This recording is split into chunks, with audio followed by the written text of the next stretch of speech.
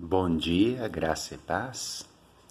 Querido irmão, querida irmã, você já pensou uma vez como você, como eu, como nós somos volúveis, inconstantes, como nós modificamos a nossa opinião constantemente?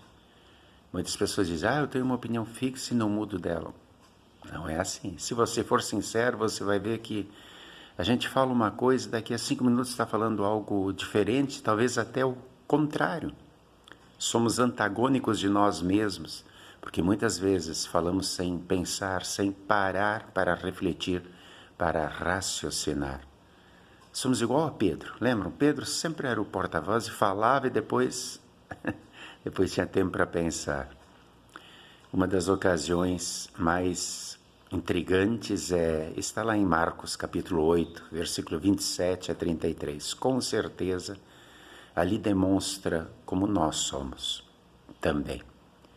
Ali Pedro, em um momento, é elogiado. Jesus muda o nome dele de Simão, o filho de Jonas, Bar Jonas, quer dizer, filho de Jonas, para Pedro, para a rocha, porque quando Jesus pergunta aos discípulos quem as pessoas dizem que eu sou, e as pessoas começam a dizer, não, uns pensam que tu é Jeremias, Isaías, um grande profeta, um grande homem, assim como hoje.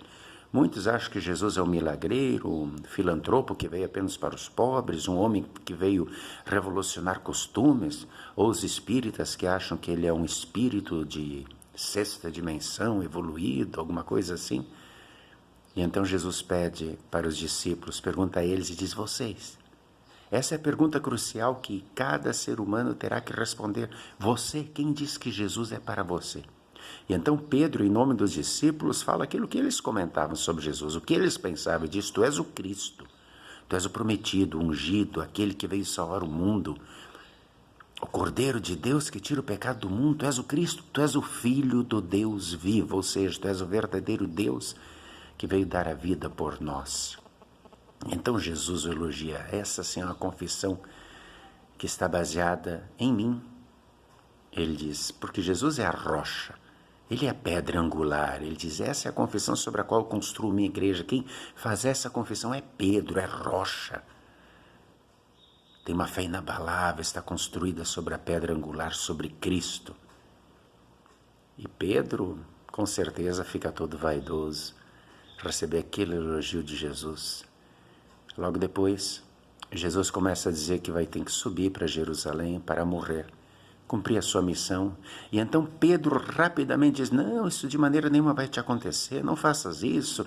Começa a tentar demover Jesus da ideia e Jesus diz, Pedro, fica quieto, arreda Satanás.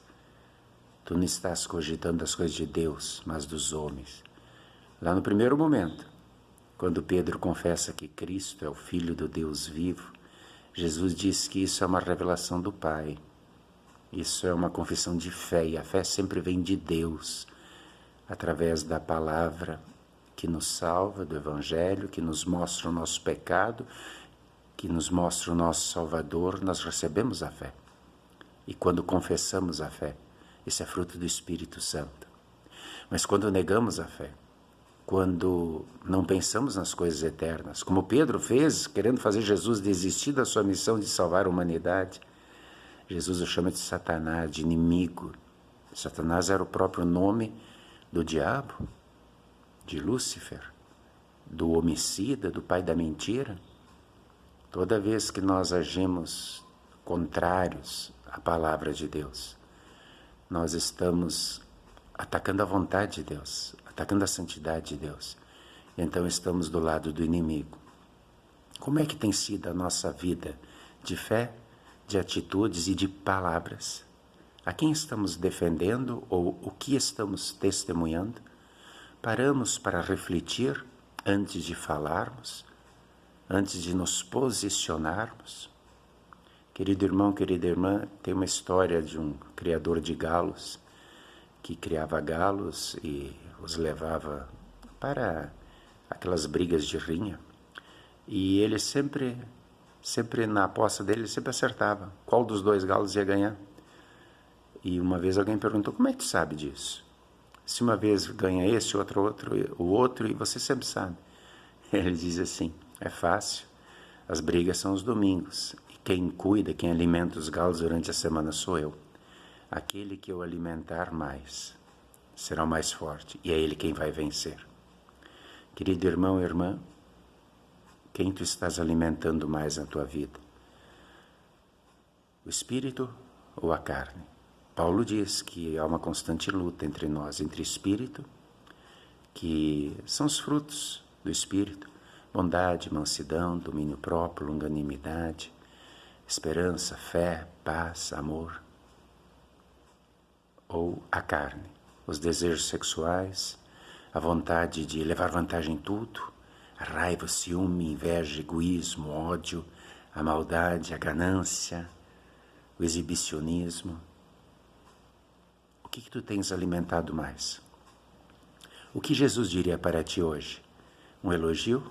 Tu és uma pedra, tu és um fiel seguidor meu porque confessas o meu nome e usas como reflexão de tua vida, como guia e norma, os 10 mandamentos, a minha palavra. Vives de acordo com o Evangelho, semeando o acolhimento, o perdão, a paz e o amor? Ou ele te chamaria de Satanás? Daquele que pensa apenas nas coisas materiais, no físico, no financeiro, naquilo que é temporal, se dar bem, no aqui e no agora. Quem tu estás alimentando? A quem tu estás servindo? Para onde tu estás indo? Que Deus te oriente, que Deus te guie, que Deus me oriente, que Deus me guie e que possamos sempre ser chamados de filhos de Deus.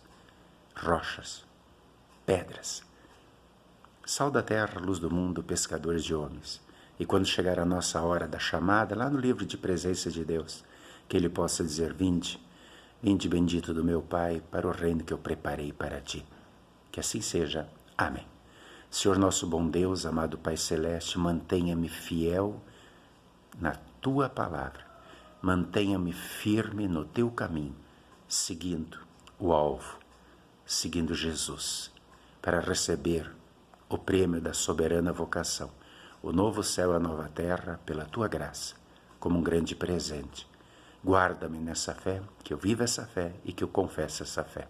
Perdoa todos os meus pecados, em nome de Jesus. Amém.